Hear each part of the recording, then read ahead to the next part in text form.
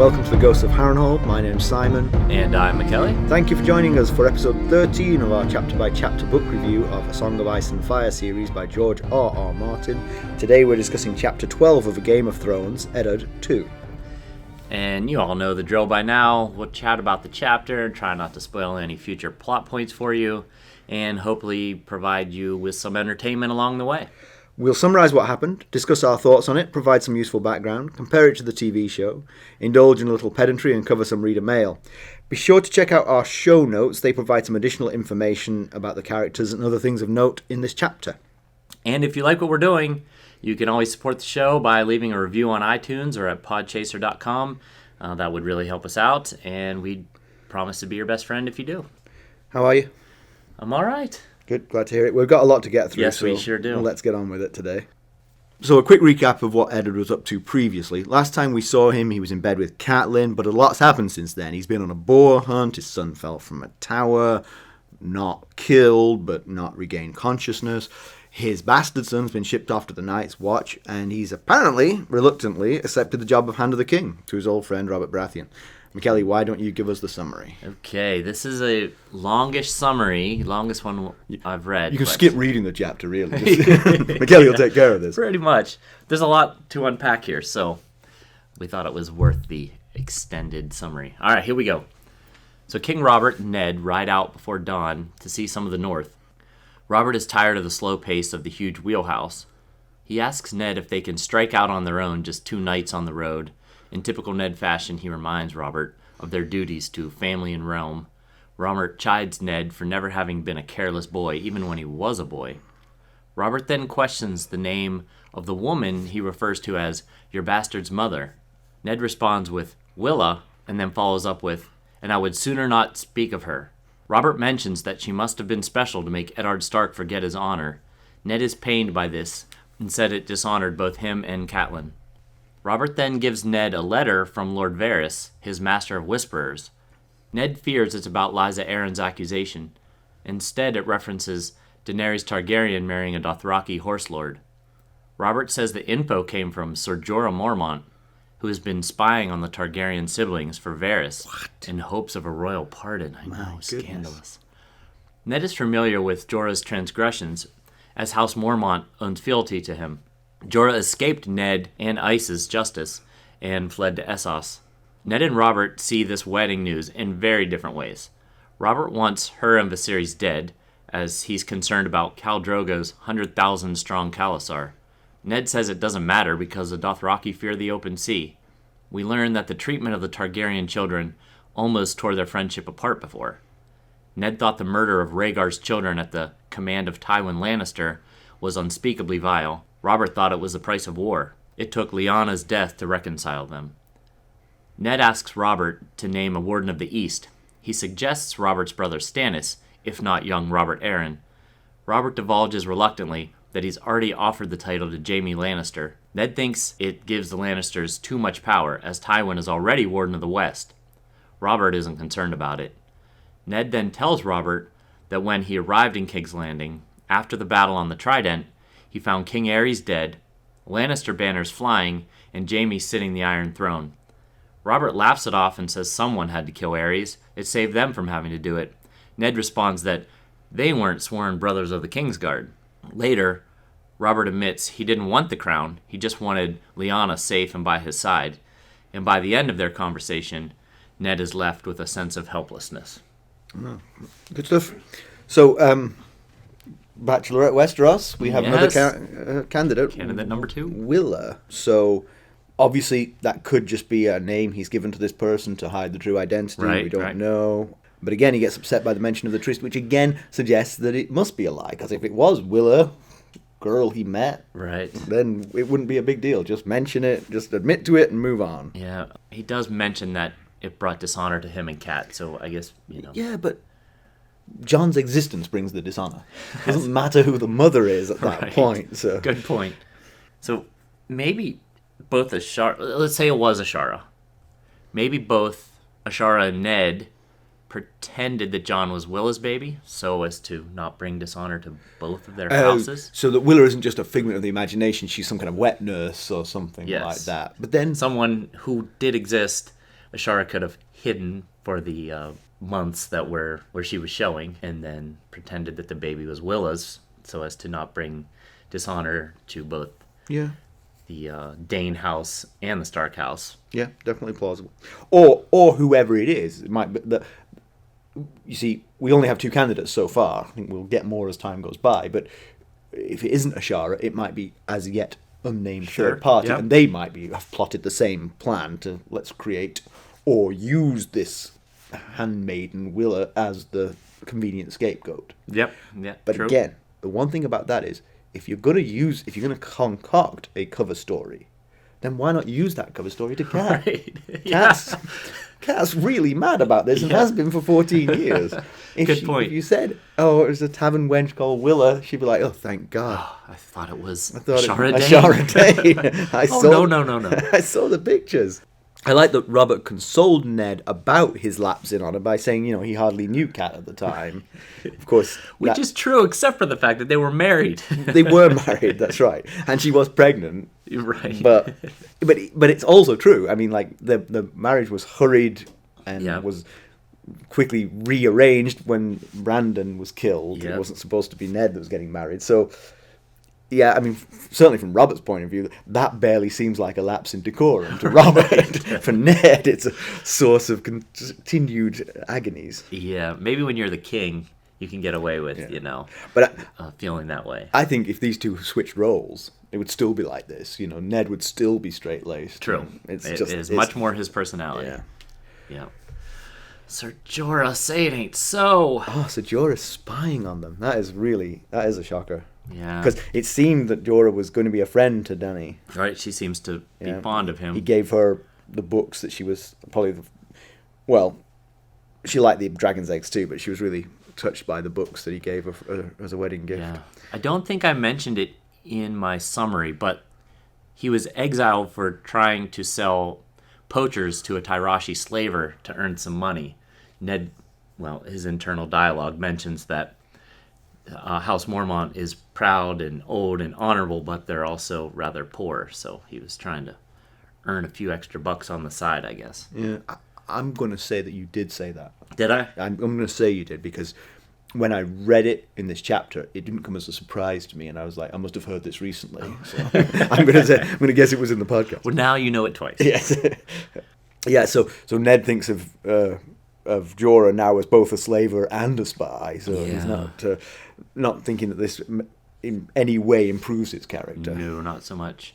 But just like Garrett in the chapter 1, who was in the prologue, you really got to know your audience better. Well, I think he did. He ran away. When you decided to sell them, you know that your house is fealty to Eddard Stark. Yeah, but you get caught. Right, and that's the thing. Yeah. Garrett didn't know to not get caught. Jorah was acutely aware. If I get caught doing this, I'm out of here. I am dead. I am swimming the narrow sea. I'm going to meet with ice. So Robert's very worried about the news of Dany's wedding to Khal Drogo. Ned, on the other hand, entirely dismissive of it. Yep. No, Ned's feelings is really doesn't matter how many Dothraki there are if they're stuck on the other side of the narrow sea, and it's pretty well known that Dothraki hate and fear the open sea. So he's got a valid point there. Yeah. But at the same time, you can see Robert's concern as well. There's the possibility of a whole new slew of Targaryens. Right. And now they're mixed with Dothraki horse lords. And so even if Khal Drogo won't, it's bred in him to fear the sea. So maybe he won't give Viserys the army he needs. But maybe down the line, one of Dany's children will be like, hey, my mom said it's no big deal. Let's take this Khalasar and go get my throne that's my right. Yeah. And did you notice that Drogo's legend more than doubled? Yeah. At the wedding, it was 40,000 in his Khalasar. Now it's 100,000. So give him a year, it might be in 1 million. They are breeding, apparently. So Robert mentions that Dany and Illyrio Mopatis in particular are bodyguarded by pointy-hatted eunuchs. I'm using air quotes. As we do. This is another reference to the Unsullied that we got an early mention also on Essos. The Unsullied are the castrated slave soldiers trained in Astapor on Essos. They're prized and feared, and they are both very useful because they're very good and a significant status symbol, which is Right. why Mopattis has them. But there was a second eunuch referenced in That's in right. his Cerberus. He is not an Unsullied. No. Never be He is confused. unsullied in some ways, but he's not an unsullied. Right. With a capital U. Yes, Robert's only referring to the bodyguards of Illyrio. Yeah. So Robert is... This whole conversation about the Targaryens makes him rue the chances he's had to kill Viserys and Dany when they were on Dragonstone and when they were young vagabonds. Right. I mean, I guess things haven't really changed until the marriage. They were still vagabonds basically on Essos until... Beggar King and his Exactly. little sister. Yeah. Yeah. But he says that he was talked out of it by Jon Arryn. And then I think at some point in this chapter, it dawns on Robert that he's appointed a hand just like Jon Arryn, who's going to try and talk him out of these things he wants to do. So Yeah. Doesn't seem like Ned's had much luck talking him out of anything. that is a good point. Yes. It just seems to be annoying Robert. In fact, at one point, Ned goes, "Can I speak freely?" or something, and Robert goes, "I can't seem to stop you."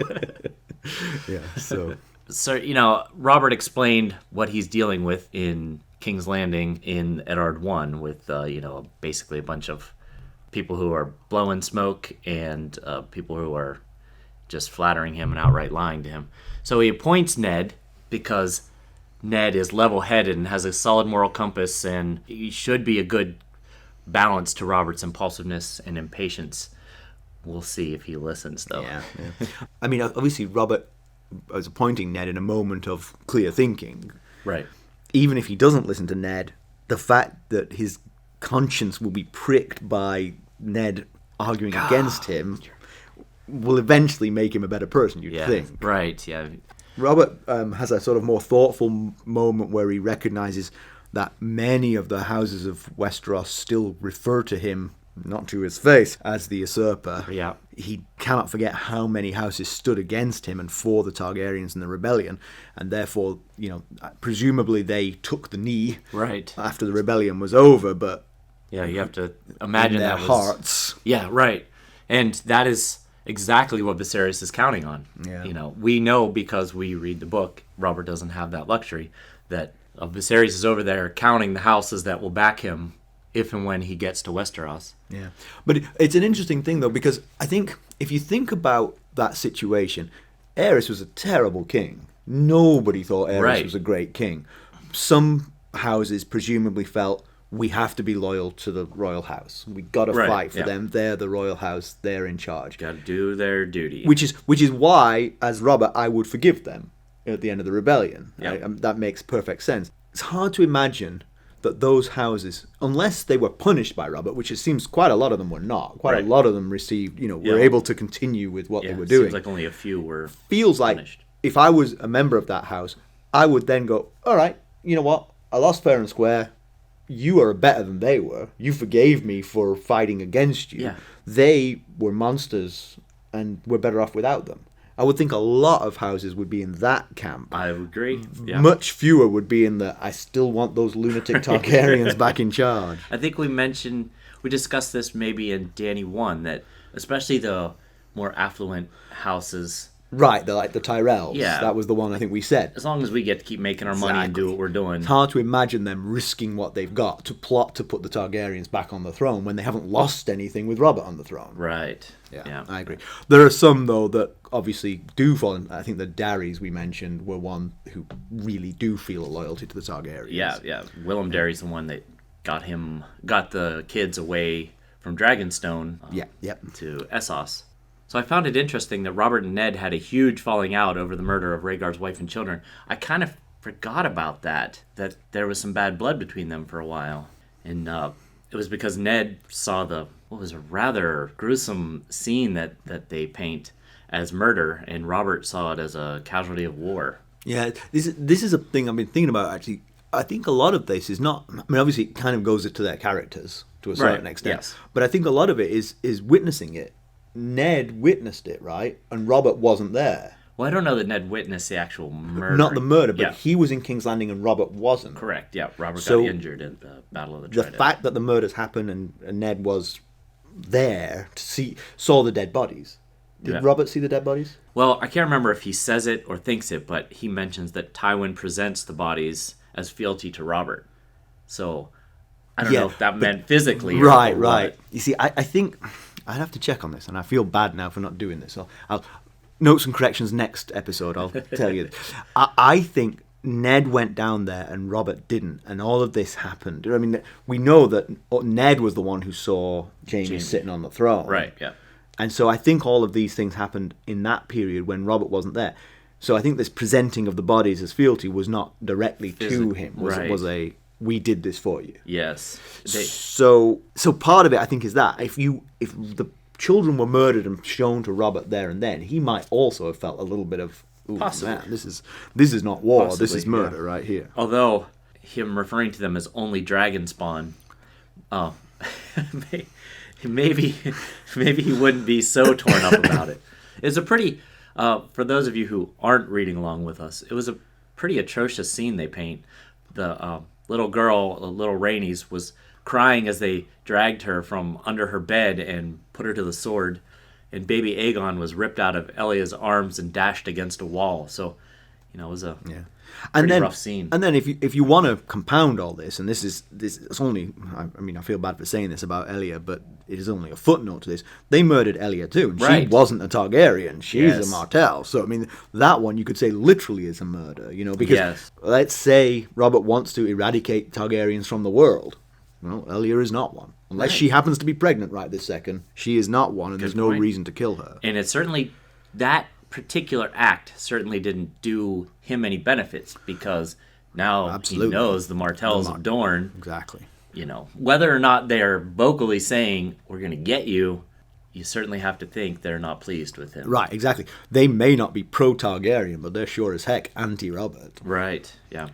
But it took Lyanna's death to bring Robert and Ned back together. So out of tragedy came reconciliation, I guess. But so I have a question that I was thinking about when I read this part. So Robert says it was a hollow victory getting the crown. He didn't want the crown. He wanted Lyanna safe with him. That's all he wanted. So I'm wondering, do you believe that? Or do you think that's perspective talking after years of, doesn't seem to really love the actual duty of being king, just kind of likes the perks? It's a good question. I would say that he did not start the rebellion to get the crown. Right. Yes, that's true. And I would say that if you then or now gave him the choice of Lyanna's safety or the crown, he would have chosen Lyanna's safety. So I think in that respect, he's telling the truth there. But I think as the rebellion... So the sequence of events was the rebellion succeeded, he got the throne, and then Lyanna was found dead. Right, yes.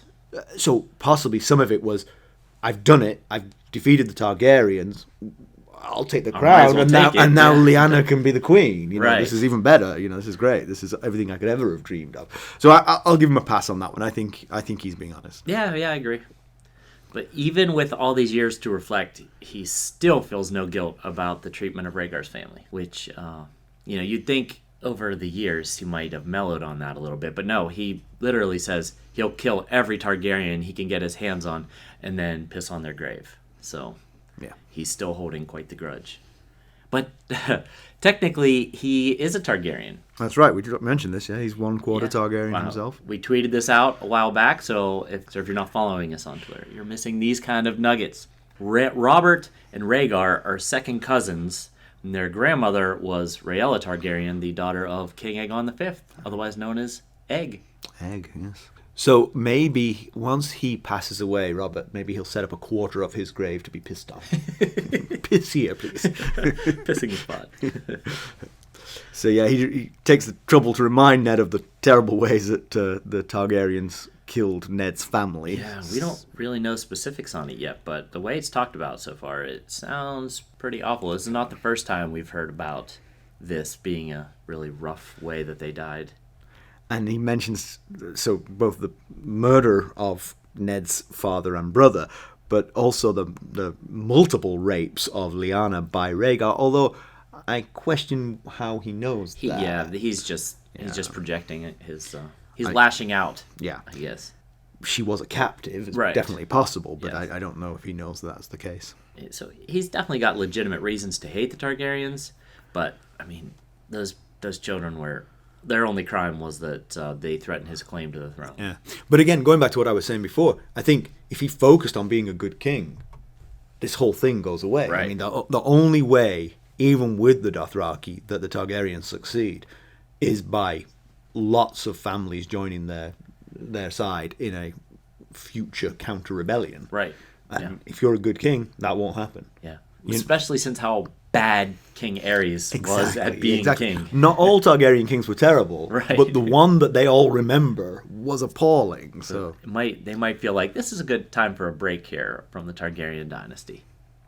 we hear, while Robert's ranting about the Targaryens, Ned has a little go at the Lannisters. You know, Right. his description of getting to King's Landing and seeing the Lannister banners flying and Aerys dead and Jaime sitting on the throne. Yeah. You know, it kind of, obviously, it really irks him. And it irks him that they came so late to the rebellion. That seems to really be what gets his goat. And then when they did decide to enter, once it was basically decided, once Rhaegar was dead and Ned and all the forces were heading to King's Landing, I guess they decided, all right, now we'll get in. Yeah. And then so they jump in, they go to King's Landing. Time is there with his 12,000 strong army. Aerys must think, hey, all right, Yeah. my old buddy here is here to help save me. He says, we're here to pledge our allegiance to you, and then he stabs him in the back, almost literally, Yeah. because his son. His son did it. Yeah. So Ned not only doesn't like that they waited until it was decided, but he also doesn't like the way it was that they done. did it. Robert, he couldn't care less about that. But honestly, I mean, just from a sort of like a strategic point of view, what Tywin did was pretty smart. Yeah, it's kind of a Trojan horse type Right, thing. exactly. Let's get in there and we could lay siege to this city, Right. or I could just take it today with a little bit of treachery. That's true. That's basically, I guess, Robert's point. Yeah. But it feels like Robert is ignoring some major red flags with his faith in the Lannisters. Yeah, but that being said, that's why he married Cersei. He married Cersei to, because they were the most influential other family. True. So married Yeah. them together. He knows he's got Ned's loyalty. So Yeah.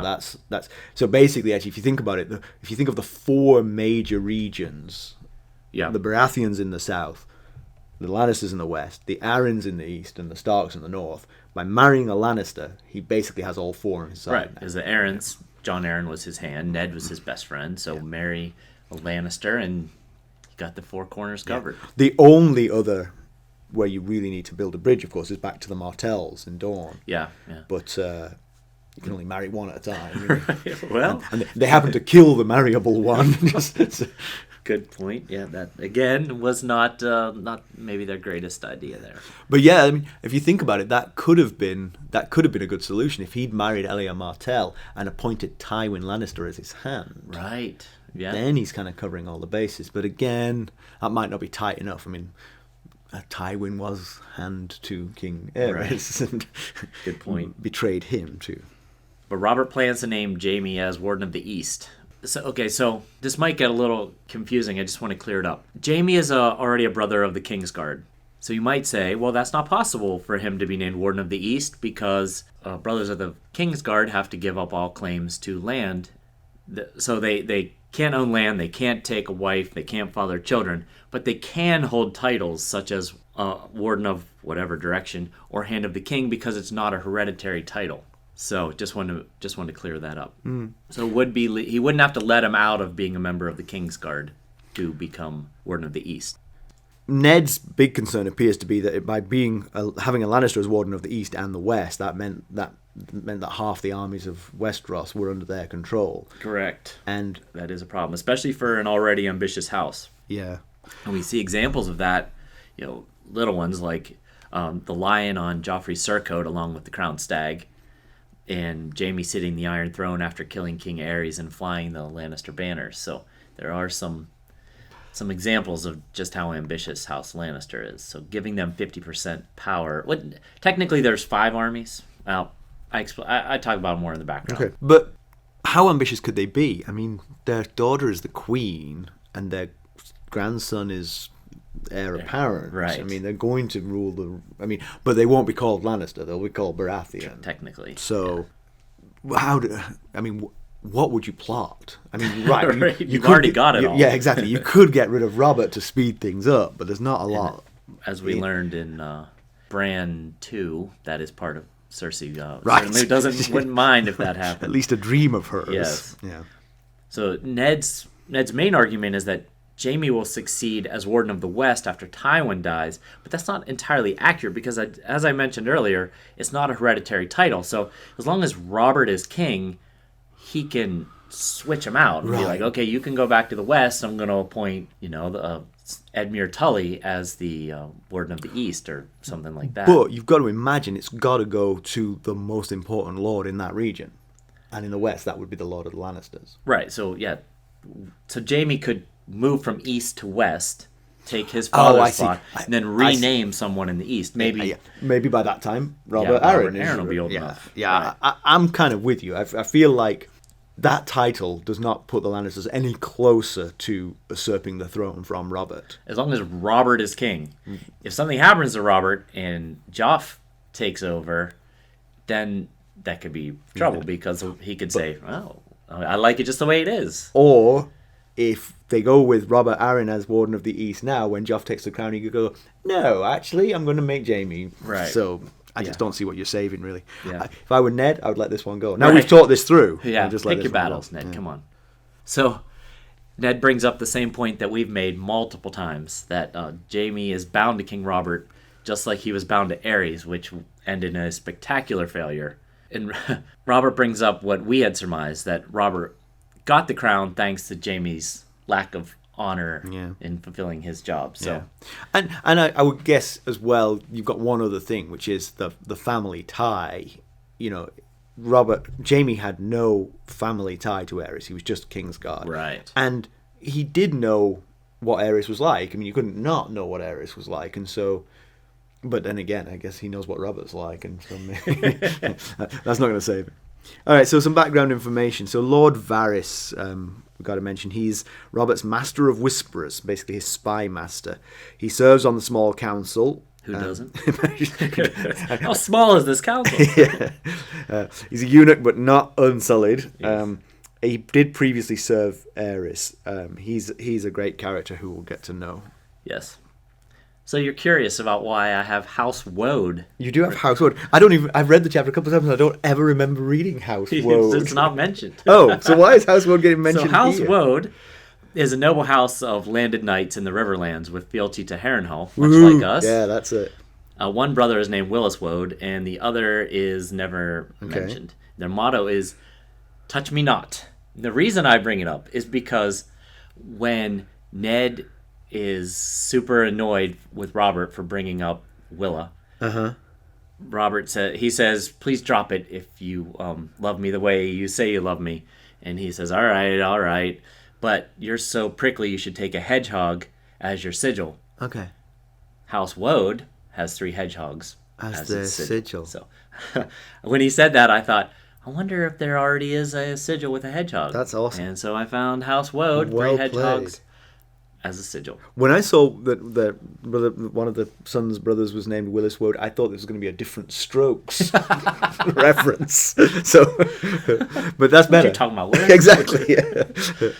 Yeah. Robert says that no wife wants Baelor the Blessed in the marital bed. Baelor Targaryen was the 9th Targaryen king. He was a septon, which is like a priest, and was very pious. He advanced the faith of the 7 considerably in the 7 kingdoms. He was considered weak by some. He was gaunt from fasting, very charitable to the consternation of the nobility. He forged peace with Dawn after his elder brother Daeron, who we've mentioned, fought wars with them. He was pretty sexually repressed and kept his sisters imprisoned against the possibility of them losing their virtue. He sounds a bit twisted, honestly. Yeah. But for his charity, which was considerable, being the king, I always think the money's not really yours, but he was giving it away willy-nilly. He is very fondly recalled by common people to this day. The Great Sept, the great cathedral in King's Landing, is named for him. Couldn't he just lower taxes? But that wouldn't really help the poor people, because That's they were true. already poor. They were, The folks in Fleet Bottom probably weren't Exactly. paying much in the way of taxes. Okay, so I want to dive a little bit more into the Warden versus Lord Paramount thing. So a Warden is the military commander of their designated area in the event of a foreign attack.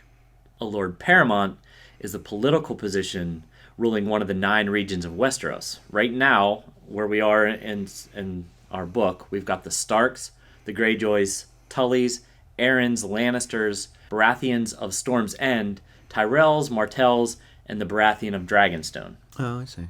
Of these, the heads of houses Stark, Lannister, Arryn, and Tyrell are traditionally wardens of the North, West, East, and South, respectively. The Hand of the King is also technically a warden, as he heads the royal army. Fascinating. So there's technically 5 wardens. So basically, the wardens have sort of like a military oversight over more than just their traditional home. Yes. Also the sort of surrounding. So, but the last time these titles were evoked was during the War of the Nine Penny Kings, which was about 40 years ago. Okay. So it's not something that's used very often. All right, good. That's good. So, differences to the television show. The book was much more dynamic. They're basically riding the whole time they're having this conversation. They're pulling up occasionally, but there's lots of riding going on. In the show, Robert and Ned are sitting having a picnic with I remember that. Absolute smorgasbord of fruit, like way more than even a king would need. You know, I mean, obviously, you're putting a picnic on for the king, but I mean, it's a 40-day journey. Right. You know, you've got to preserve fruit a little bit. I mean, it looked like. Carson and I went to the Hotel del Coronado in San Diego for a Sunday brunch once, and it looked like that. For these two guys. For these two guys, exactly. The conversation was curtailed in the TV show, but the two themes, who's Jon's mama, and we should have killed the Targaryen kids when we had the chance, and Ned frowning upon that. Right, yeah. All of that was pretty much covered. So, pedantry corner. We've got a couple. McKelly has joined in on pedantry corner this time. I'll start with mine. It says at one point in the book that Ned is thinking about whether or not he'll be a good hand, and he said he was no Jon Arryn. He, Ned, was no Jon Arryn to curb the wildness of the king and teach him wisdom. Robert would do what he pleased, as he always had. Well, so did Jon Arryn curb him, or did he not? If he always did it, then Jon Arryn didn't curb him either. Maybe he sculpted him a little bit, brought him, a little back from the edge. Okay. I still think that's wrong. Okay, so here, I have an issue with the title of Warden. It seems like a bit of a hollow title to me. Okay, so I'm going to paint a scenario for you. So Robert Arryn is Lord of the Eyrie, but Jaime is Warden of the East. Yeah. Robert decides not to get involved in a war the king wants the Knights of the Vale to enter. Right. Jaime, a Lannister from the Westerlands, tries to rally the troops on behalf of the king. Who are the Lords of the Vale going to respond to? The house they've had fealty to for centuries, or a Lannister? That's a very good point, and actually goes to why it's usually the ruling lord of the most important house of that region who gets made the warden. Right, yeah. Because otherwise they have no authority. That's an excellent point. Yeah, right. I mean, in this instance, because Robert's 6, it might have worked if they'd named, someone else from the Vale as warden. Right. But regardless, without the title or support of the Lord Paramount of the region, the warden doesn't really hold much power. Yeah, but of course, Robert Arryn would face significant censure if he were to refuse. Right. Yes. So. I went digging on the internet to see if I could find anyone else that had issues with this, and I found a bunch of folks talking about it, and some folks felt that it was a detail added before Martin really had thought through the whole roles of Warden versus Lord Paramount. One of the things that, it's kind of, the concept is kind of muddled right now. Ned says Warden of the West will pass to Jaime. We talked about this a little bit ago. But Robert isn't given title of Warden of the East. So does it get passed down? Does it not get passed down? I guess traditionally it just does. So maybe Ned assumed it'll just be passed down to Jaime. But he knows that Robert isn't giving it to Robert Arryn. So yeah, but actually I think you've cracked it there, because you've shown the reason why, even though it isn't hereditary, it has to be hereditary, because it has to go to...